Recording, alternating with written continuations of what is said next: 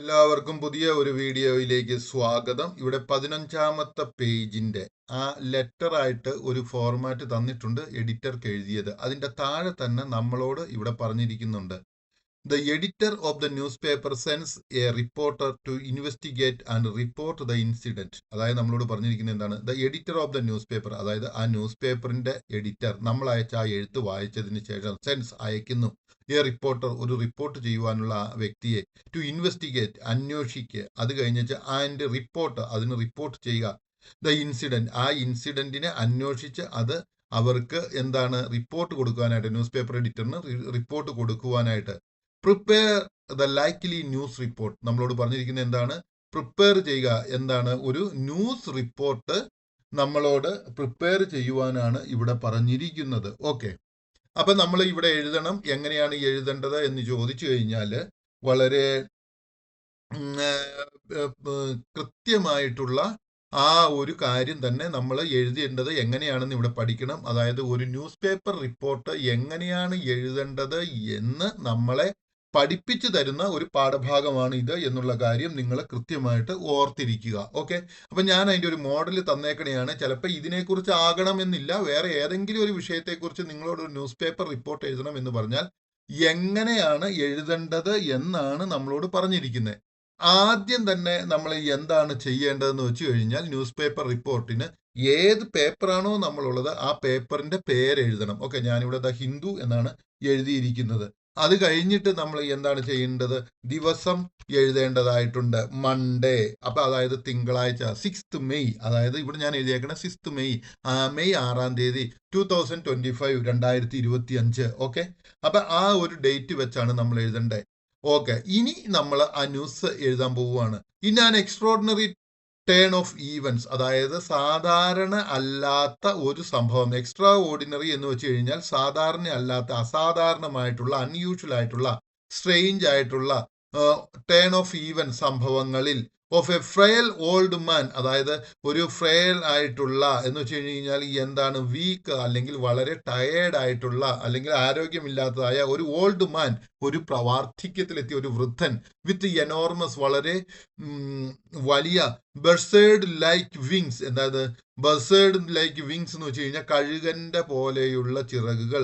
Was found face down, was found കണ്ടു, face down മുഖം താഴോട്ടായി, ഇൻ ദ മഡ്, മഡിൽ അതായത് മണ്ണിൽ. ഓക്കെ, ബിഹൈൻഡ്, ബിഹൈൻഡ് പിറകിൽ, എ ലോക്കൽ ഹോം, ഒരു ആ ലൊക്കാലിറ്റി ഗ്രാമത്തിലുള്ള ഒരു വീടിന്റെ പിറകിൽ കണ്ടു. ഡൂറിങ് ദ സ്ട്രോം, സ്ട്രോം എന്ന് വെച്ച് കഴിഞ്ഞാൽ ആ കാറ്റിന്റെ സമയത്ത്, അപ്പൊ കാറ്റിന്റെയും മഴയുടെയും സമയത്ത് ഒരു സ്ട്രെയിഞ്ച് ആയിട്ടുള്ള ഓൾഡ് വൃദ്ധൻ, ഒരു കഴുകന്റെ പോലെ ചിറകുകൾ ഉള്ളത്, പക്ഷെ അത് വളരെ എനോർമസ് ആയിട്ടുള്ള ചിറകുള്ളത് ഒരു മനുഷ്യനെ ആ കാറ്റിന്റെയും മഴയുടെ സമയത്ത് ഒരു വില്ലേജിന്റെ അല്ലെങ്കിൽ ഒരു ഗ്രാമവാസിയുടെ വീടിന്റെ പിറകിൽ കണ്ടു. ഓക്കെ, അടുത്ത സെന്റൻസ്, റെസിഡന്റ് പെലായോ ആൻഡ് എൽസിൻഡ, അതായത് റെസിഡന്റ് എന്ന് വെച്ച് കഴിഞ്ഞാൽ ആ വീട്ടിൽ താമസിച്ചുകൊണ്ടിരിക്കുന്ന പെലായോ ആൻഡ് എലസിൻഡ, എലസിന്റെയും പെലായോയും വേർ ദ ഫസ്റ്റ്, ആയിരുന്നു. എന്ത്? ദ ഫസ്റ്റ്, ആദ്യമേ തന്നെ, ടു ഡിസ്കവർ ഹിം, അവനെ ഡിസ്കവർ, കണ്ടെത്തുന്നതിന് ആദ്യം തന്നെ അവനെ കണ്ടുപിടിച്ചത്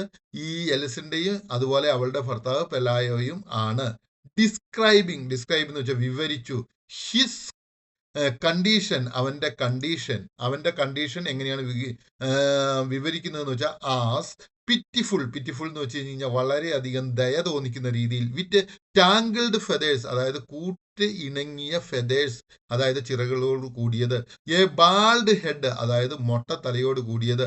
ആൻഡ് എ ടൂത്ത്ലെസ് മൗത്ത്, അതായത് പല്ലില്ലാത്ത വായും. ദോ ഹി സ്പോക്ക്, അതോ എന്നിരുന്നാലും, ഹി സ്പോക്ക്, അവൻ സംസാരിച്ചു. ഇൻ എ സ്ട്രേഞ്ച് ഡയലക്ട്, ഒരു ആർക്കും മനസ്സിലാകാത്ത ഒരു ഗോത്ര ഭാഷയിൽ. ഡയലക്ട് എന്ന് വെച്ച് കഴിഞ്ഞാൽ ഒരു ഗോത്ര ഭാഷയിൽ. ഹി സ്പോക്ക് എന്ന് വെച്ചാൽ അവൻ സംസാരിച്ചു. സ്ട്രേഞ്ച്, ആർക്കും അറിയാൻ പാടില്ലാത്ത.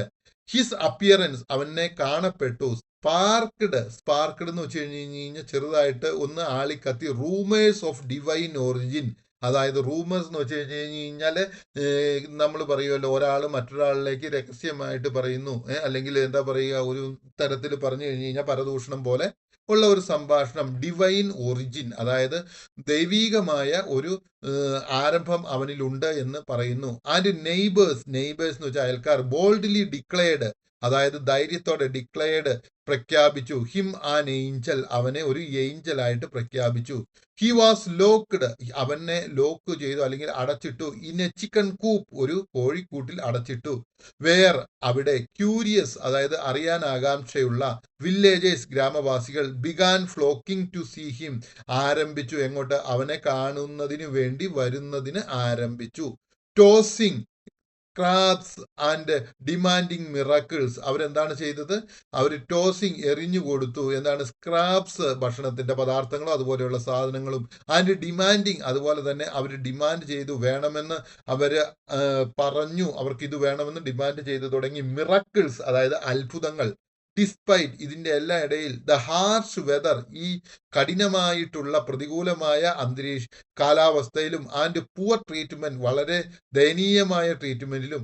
ദ വിങ്ഡ് മാൻ, ആ ചിറകുള്ള മനുഷ്യൻ. റിമൈൻഡ്, നിന്നു. സൈലന്റ്, നിശബ്ദനായി. ആൻഡ് പേഷ്യന്റ്, ശാന്തതയോടുകൂടി അവൻ നിന്നു. എൻഡ്യൂറിങ്, അതായത് സഹിച്ചുകൊണ്ട്. ഫിസിക്കൽ പെയിൻ, അതായത് ശാരീരികമായ വേദന സഹിച്ചുകൊണ്ട് അവൻ നിന്നു. വിത്തൗട്ട് പ്രൊട്ടസ്റ്റ്, ഒരു രീതിയിലും അതിനെതിരെ പ്രതികരിക്കാതെ. Doctors were baffled by natural structure, അതായത് ഡോക്ടേഴ്സ് എന്താണ് ചെയ്തത്? ബഫിൾഡ് എന്ന് വെച്ച് കഴിഞ്ഞാൽ എന്താണ്? പസിൽഡ്, അല്ലെങ്കിൽ അതിശയിച്ചു, അല്ലെങ്കിൽ പെർപ്ലക്സ്ഡ്, അല്ലെങ്കിൽ അതായത് സർപ്രൈസ്ഡ് എന്നൊക്കെയാണ് പറയുന്നത്. അപ്പൊ ഡോക്ടർമാർ ബഫിൾഡ്, അല്ലെങ്കിൽ പെർപ്ലക്സ്ഡ്, അല്ലെങ്കിൽ അതിശയിച്ചു.